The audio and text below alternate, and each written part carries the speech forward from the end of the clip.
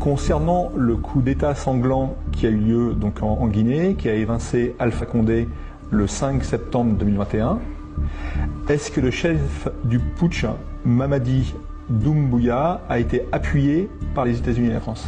J'ai choisi de mettre ce coup d'État, d'intégrer ce coup d'État dans cet ouvrage, dans toute la partie coup d'État, parce qu'il est exemplaire des doubles standards, de la géométrie variable, et vraiment, ça c'est presque un cas d'école. Le coup d'État du 5 septembre, ça a été un coup d'État. Alors c'est le seul coup d'État qui a été... Parce que dans tous les autres coups d'État, il faut préciser, il n'y a pas eu de mort.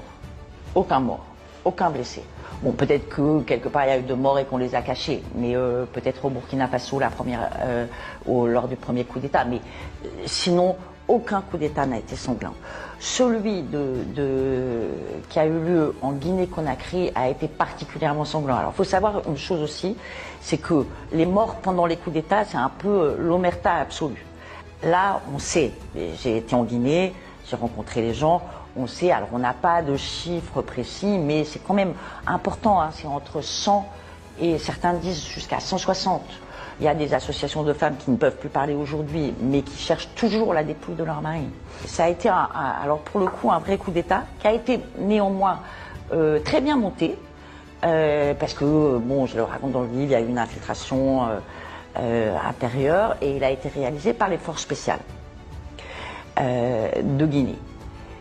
Ce qui est très curieux dans ce coup d'État, donc il chasse Alpha Condé, le président Alpha Condé qui était là depuis 10 ans et qui avait fait et qui s'était fait élire pour un troisième mandat constitutionnel qui était très très mal passé parce que bon, les troisièmes mandats anticonstitutionnels ne sont jamais bien approuvés. Mais donc Alpha Condé est déchu lors de ce coup d'État et qui est réalisé par les forces spéciales.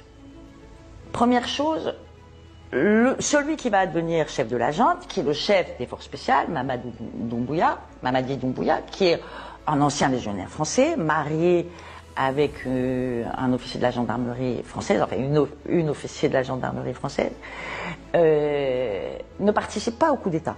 Lui, il est, tout le monde me raconte qu'il est dans une voiture près d'une ambassade, voilà, il attend que le coup d'État soit fini. Mais en revanche, ce qui est très curieux à ce moment-là, c'est que on voit des militaires américains suivre le convoi, une fois que le coup d'État est fait, que Alpha Condé a été pris par les militaires et qu'il est déplacé de son palais au camp militaire. Donc, dans la foulée de ce convoi, on voit des militaires américains tout joyeux qui suivent le convoi. Donc, ça, c'est quand même surprenant, pour le moins. Alors, bien évidemment, les images sont passées sur Internet. On a vu ces vidéos avec Jai rigolant, se faisant acclamer par la foule. Donc, le Pentagone a réagi, Africom a réagi, le consul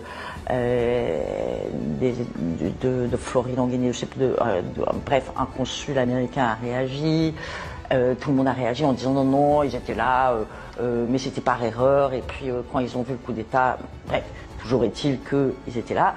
Et après, j'ai appris, alors c'est très difficile à vérifier, mais j'ai appris que il y avait 100 militaires américains qui étaient arrivés la veille au soir et qui étaient arrivés dans un grand hôtel de la place, voilà. Donc, est-ce que les forces spéciales guinéennes ont été aidées par les militaires américains?